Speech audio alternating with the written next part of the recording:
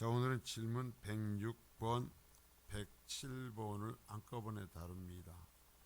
살인하지 말라 하는 이제 이 6계명에 대한 이 가르침을 오늘 우리가 배우게 되는데요. 자, 106번서부터 보겠습니다. 이 계명은 오직 살인만을 언급하는 것입니까? 살인하지 말라는 것이 과연 이 육신의 생명을 죽이는 것만을 얘기하는 것이냐, 아니면 얼마나 더 여기에 포괄적인 명령이 있는가 하는 것을 오늘도 우리에게 들려주신 사도 요한을 통해서 들려주신 요한일서 이 말씀에서 세상은 너희를 미워할 거다 그랬어요. 세상이 너희를 미워해요. 참 미안하죠. 여러분, 예수를 믿고 하나님의 이 복음을, 생명의 복음을 전한다고 해서 그다지 환영받지 못하고 미움받을 거다라는 거예요. 그러면서 우리는 형제를 사랑함으로 사망에서 옮겨 생명으로 들어간 것의 증거가 나타난다. 우리가 구원받았다는 증거가 뭐냐면 이 믿음 안에서 함께 살아가는 형제들을 사랑하는 것으로서 우리가 구원받았다라는 그 증거를 알 수 있다. 그게 구원받았다라는 증거다 이거예요. 그러면서 만일에 한 형제를 사랑하지 아니하면 아직 구원받지 못한 사람이다. 사망에 머물러 있다라고까지 얘기를 해요. 그래서 우리가 같이 예수를 믿고 구원받은 성도들이 서로 사랑하는 그 증거가 내가 구원받은 거고, 사랑하지 못하면 구원받지 못했다는 증거다라는 그렇게까지 말씀을 하시는 거죠. 그래서 그 형제를 미워한다면 미워하는 자마다 살인하는 거다. 그래서 그 사람은 영생에 이르지 못할 거다라는 말씀을 해주셔요. 자, 이제 이러한 것을 보면서 단순히 주님께서 말씀하시는 살인이라는 것이 사람의 생명을 끊는 것만은 아니다라는 것을 알 수가 있는 거죠. 자, 그래서 106계명 오직 살인만을 언급하는 것입니까? 라는 것에 대한 답이 있어요. 답을 같이 읽습니다. 시작.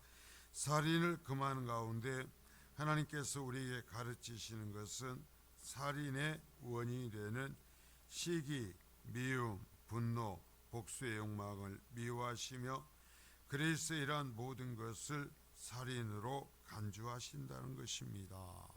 자, 살인이라는 것은 다른 사람의 생명을 끊는 것만이 아니다라는 거예요. 하나님께서 여기서 말씀하시는 살인하지 말라는 것은 우리가 쉽게 생각하는 다른 사람의 생명을 끊는 것만이 아니라 살인의 원인이 되는 시기와 미움과 분노와 복수와 같은 이러한 욕망들, 이런 것을 우리가 품고 있는 것조차도 주님은 살인이라고 말씀하신다라는 얘기예요. 우리가 얘기를 나는요 사람 죽인 적 없어요. 그러면 일반적인 대부분의 사람들이 어떤 사람이 사람을 죽이겠습니까? 그러나 우리가 내 마음속 직접 사람을 죽이지 아니하여도 내 속에서 얼마나 미워하고 시기하고 분노하고 복수의 욕망을 갖는가라는 거예요. 이걸 하나님이 살인이라고 하시는 거예요. 그러지 마라. 그러면 너도 죽고 정말 사람 죽여. 주님이 말씀하시는 거예요. 그러면서 그래서 이러한 모든 것을 살인으로 간주하신다고 하는 것이다. 그러니까 우리가 단순한 사람의 생명을 끊었냐 안 끊었냐, 나하고는 이건 상관없어가 아니라 어떻게 보면 나하고 가장 관계 있는 계명일 수 있다라는 거예요. 우리가 하루에도 얼마나 많이 이처럼 미워하고 분노하고 내 속에서 이 악한 어떤 복수의 욕망들을 갖는가. 하나님은 그러지 말라요. 그러지 말라.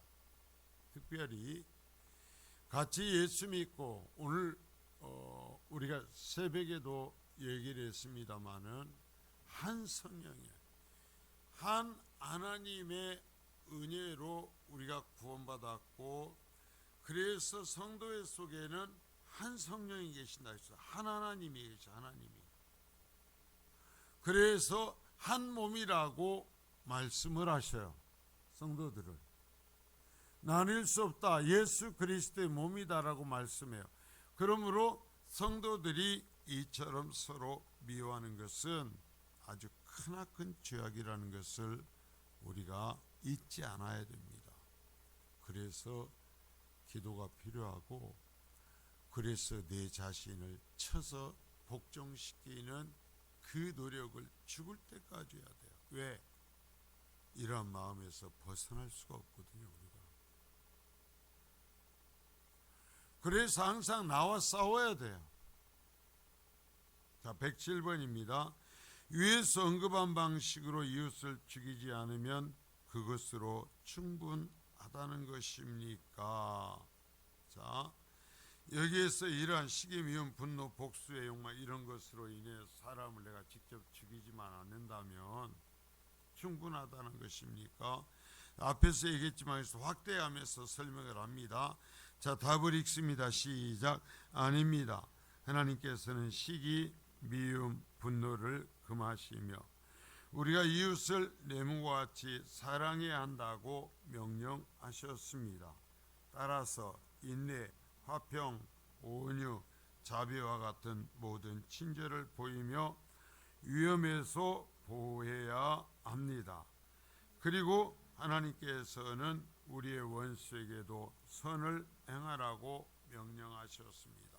참 엄청난 이야기인데요.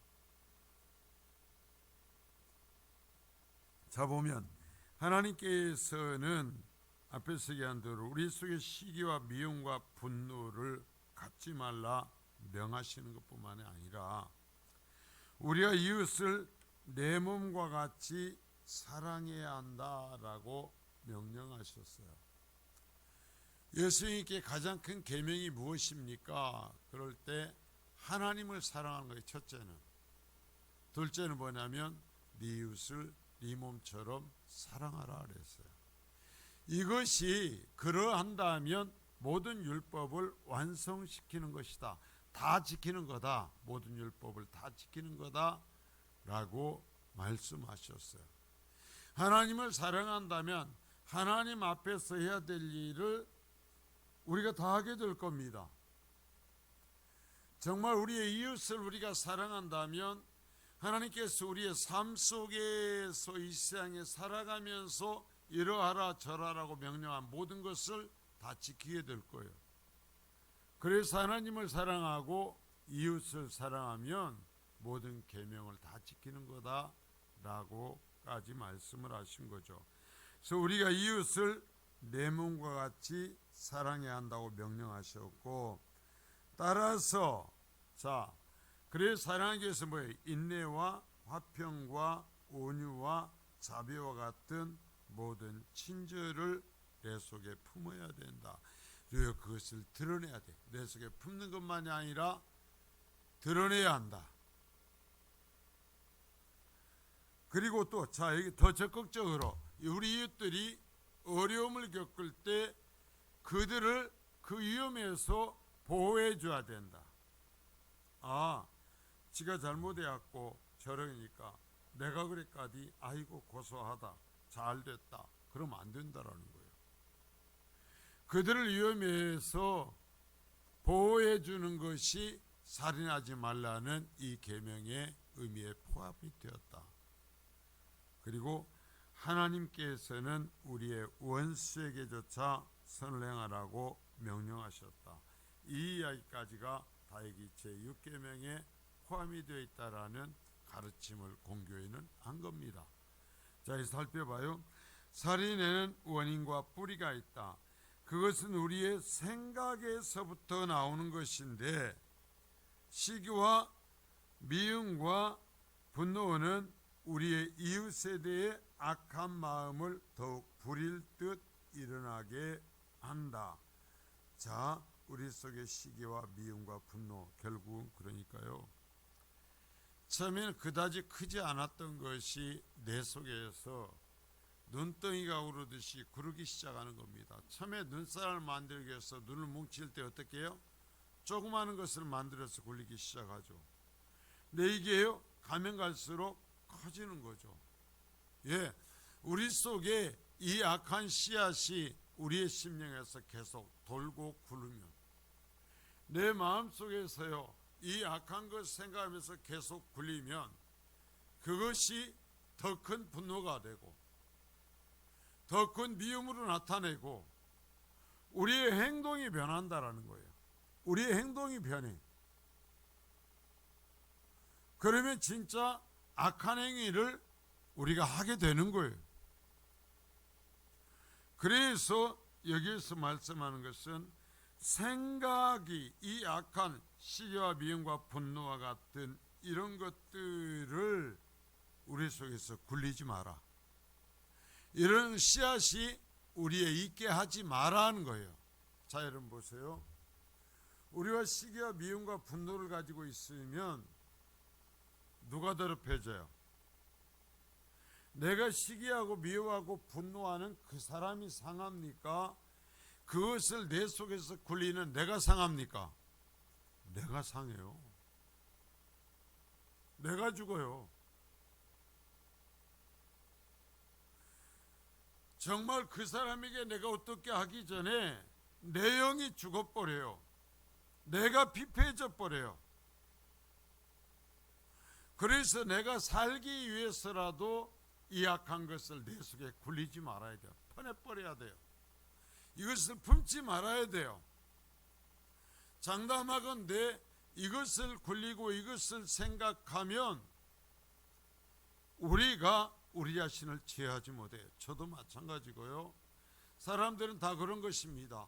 이것을 품고 이걸 생각하고 이것 갖고 사람을 미워하고 이것 갖고 막 어떤 생각을 하면은요, 내 속에 은혜라는 것이 자리 잡지를 못해요. 거룩함이라는 것이 무너져 버려요. 신앙이 거짓이 돼 버려요. 그래서 얘기하는 거죠. 우리의 생각에서 나오는 것들이다. 시기, 미움, 분노는 우리의 이웃에 대해 악한 마음을 더욱 부릴 듯 일어나게 한다. 그러니까 이것이 우리 속에 구르고 내가 이것을 품고 있는 시간만큼 여러분, 내가 죽어요. 내가 악해져요. 그러니까 내가 정말 더 시기하고 미워하고 분노하고 이것을 드러내고 그 열매를 맺는 것입니다. 특별히 복수는 자신이 다른 사람의 악으로 인해 고통받은 것을 되돌려 주려고 하는 것이다. 복수하고 싶은 마음이 없는 사람은 없죠. 내가 어떤 사람의 어떤 일을 당했을 때 복수하고 싶죠. 그러나 자, 이것은 아주 지독한 악의 뿌리다. 원수가 없는 것을 너의 아버지께 맡기라, 하나님께 맡기라 그랬어요. 왜? 내 속에 그 하나님의 영이 계시거든요. 그런데 내 상황을 알아요. 하나님께서 말씀하신 거예요. 내가 갚아줄게.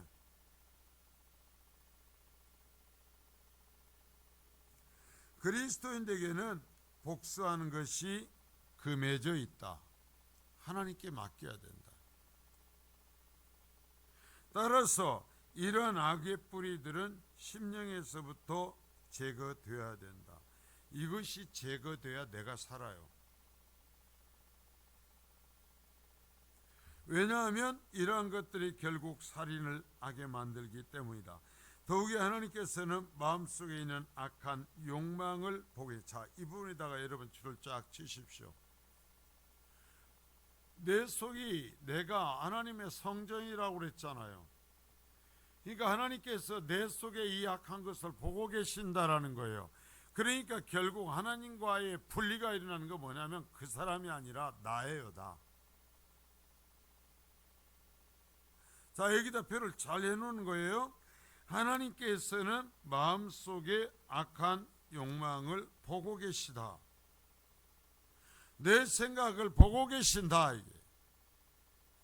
여러분, 거룩하면요 하나님 앞에서 거룩해야 되는 거잖아요. 하나님께 인정받아야 되는 거잖아요. 겉으로는 안 그러고 생글생글 웃는 것 같이 하면서도요 뒤에서 내 마음속으로 분노하고 미워하고 죽이고 싶어하고 복수하고 싶어할 때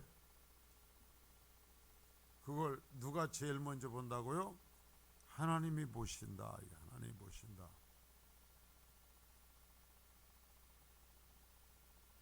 그러한 생각들마저도 이미 행동한 것으로 하나님은 우리가 그것을 마음에 품고 살아가면 그것을 네가 이미 한 것으로 내가 생각하겠다. 하나님은 하신단 말이에요.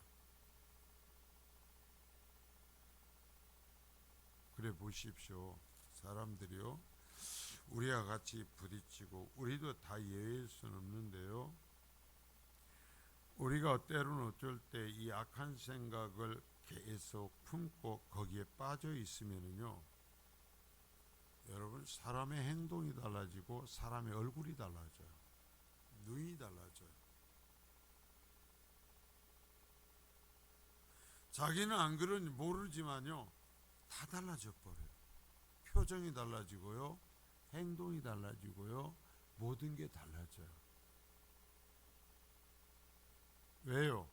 아까 얘기했잖아요. 하나님 계시면 하나님과 단절이 되어버린 거예요. 하나님과 단절이 되어버려서 성령께서 내게 개입을 안 하셔요. 개입을 하지 않으니까 그런 계속 빠져 있으면 사람의 눈 뜨는 것도 말하는 것도 여러분 눈을 돌리는 것도 다 변해버려요. 표도각이 짝이 없게 바뀌어버리죠. 이게 왜 그러냐면 하나님의 성령이 내게 개입하시지 않기 때문이에요. 그러니까 누가 제일 먼저 심판받는가? 내가 심판받아요. 그래 생각이 달라지면요 표정이 달라지고 눈이 달라지고 말하는 것이 달라져요. 심지어요 걷는 것까지 달라져요.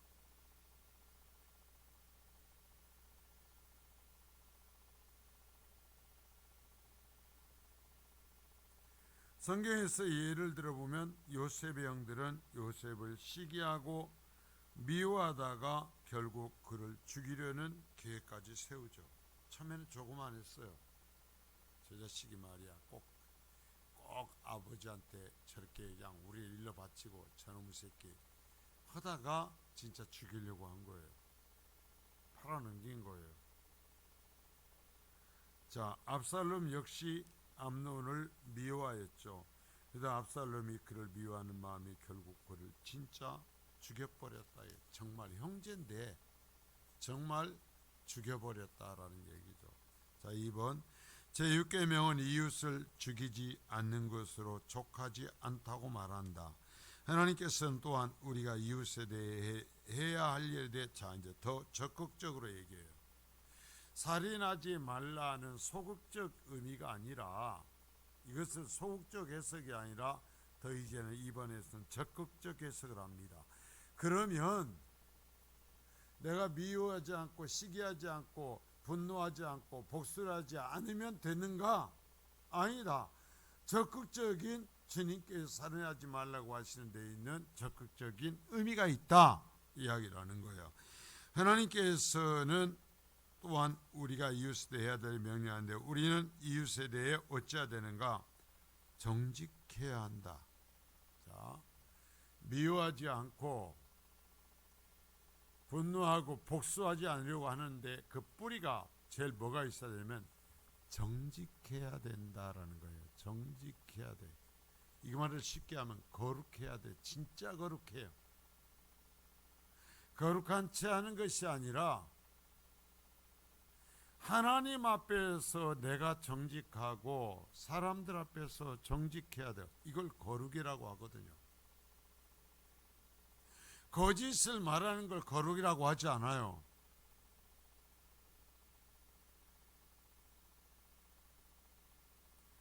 모든 사람은 우리의 이웃이다. 특별히 그들이 도움을 필요할 때, 자, 정직해야 된다. 그러니까 두 번째, 그들이 도움을 필요할 때 우리의 이웃이 된다. 그러면 우리의 이웃이 되면 어떻게 해야 되는가? 우리가 그들에게 선을 베풀어야 된다. 자, 정말 우리가 죄에 빠지지 않는, 이웃과의 관계에서 사람을 죽이는 죄에 빠지지 않는 가장 적극적인 방법은 뭔가? 그 사람들에게 사랑을 베푸는 거예요. 긍휼의 마음을 갖고 사랑을 베푸는 거예요. 그런 사람들은 살인할 수가 없어요.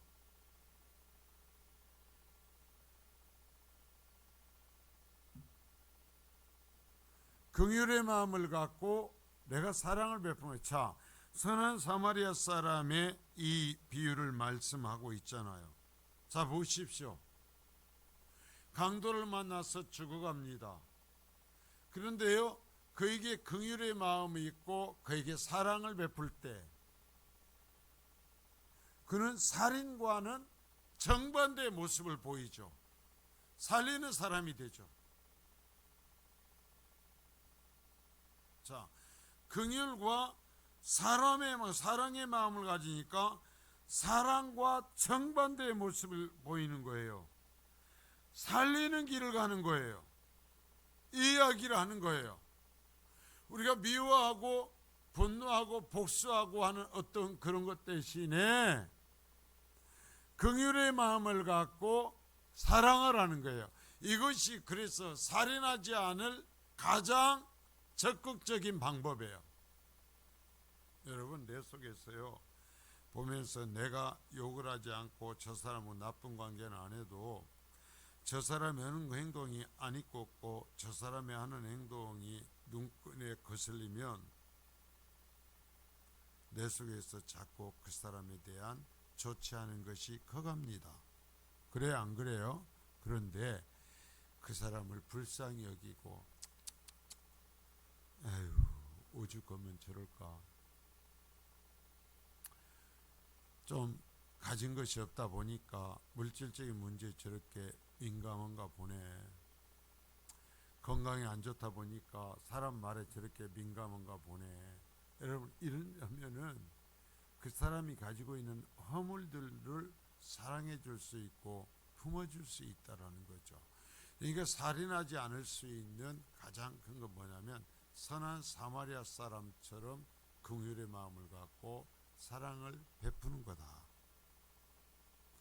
여러분, 우리가 내가 싫어하는 사람을 피할 수 없어요. 죽을 때까지 내 곁에 좋아하는 사람만 있지 않아요. 싫어하는 사람 반드시 생겨요. 미워하는 사람 반드시 생겨요.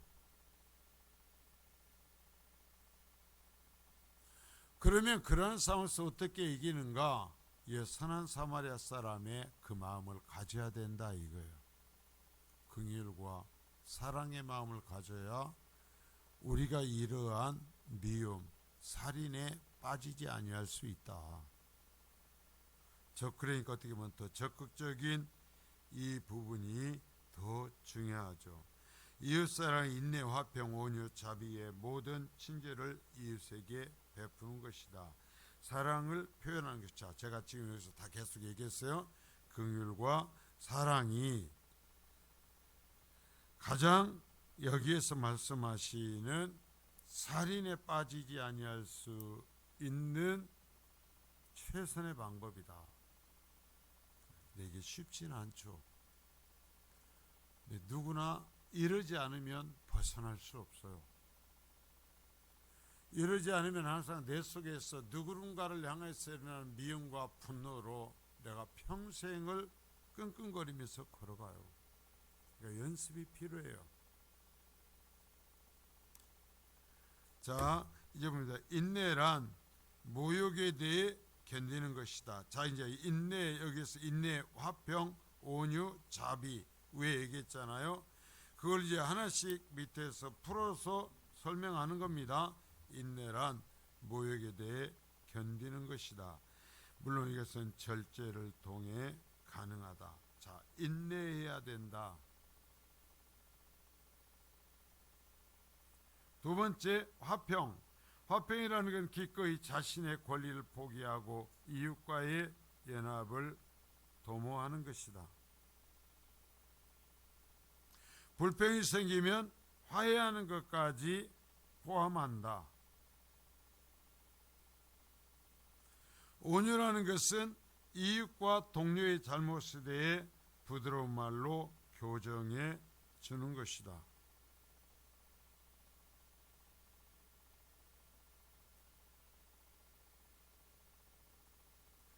자비라는 것은 이웃이 몸과 마음 모두 어려움을 겪고 있을 때 도와주는 것이다. 친절을 베풀면서도 대가를 바라지 않으며 이웃이 어려움과 위험에 처했을 때 건져 주어야 한다. 이 자비라는 이 마음, 우리가 적극적으로 이러한 마음을 가져야 된다라는 거예요. 그러니까 아까 그 문대로 긍휼과 사랑이라는 것에 이 모든 것이 포함이 되어 있어요. 근데 쉽나요? 아니요. 여러분 지금도 생각해 봐요. 내 속에 안 보고 싶은 사람이 있어요, 없어요? 꼭 저거 뭔 일 한번 당했으면 좋겠다 싶은 생각이 있어요, 없어요? 그런데요, 그것 때문에 내가 하나님과의 관계가 끊어진다라는 거예요. 하나님께서 내게 사랑을 베풀지 않으시는 거예요. 저라고 안 그러겠습니까? 그런 생각이 들어서 그런 문제를 갖고서 기도할 때 느끼는 게 뭐예요? 절벽에 선 것 같은 느낌이죠. 이런 미움과 분노가 내 속에 분명히 사람을 향해서 서면 아무리 기도를 하고 무엇을 해도 응답이 없는 거예요.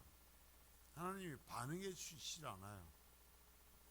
절벽에 고아처럼 서 있는 것 같죠. 아무리 부르짖고 얘기해도 하나님이 나를 싫어하시는 거예요.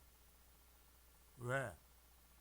사람을 죽이는 살인의 행위가 내 속에 있기 때문이죠. 그러니까 내가 살려면 어쩔 수 없어요. 노력해야 돼요.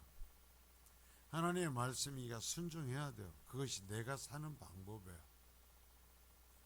그렇게 미워하고 분노하고 속상해하다가 주님께서 그러시잖아요. 너는 안 그러냐? 그래서 내 자신의 모습을 바라보고 꼬꾸라질 때 그러면 하나님께서 위로하시기 시작하시죠. 그러면 그때 하나님께서 말씀하시기 시작해요. 책망도 그때부터 하시기 시작하고 위로도 그때부터 오기 시작하고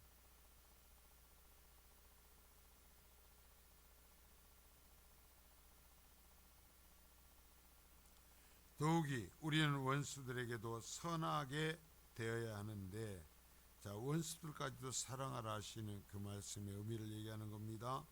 십자가에서 예수님이 치 모범을 보이셨으며 스데반 역시 원수를 사랑했다. 예수님의 스데반 집사님에게 저들이 하는 짓을 알지 못합니다. 불쌍히 여겨 주소서. 쉽나요? 자, 아니요. 그래서 신앙은 연습이 필요해요. 이렇게 지식제로 배우는 것만이 아니라 여러분 신앙은 정말 연습이 필요해요. 꾸준한 연습. 왜? 신앙은 삶이기 때문에요. 신앙은 사상이 아니에요. 신앙은 사상이 아니고 신앙은 삶이에요. 열매로 아신다고 하잖아요, 주님이.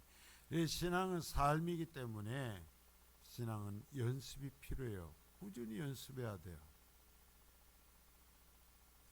그래서 내가 죽지 않고 살기 위해서 내 속에 있는 분노들을 뽑아내야 돼요.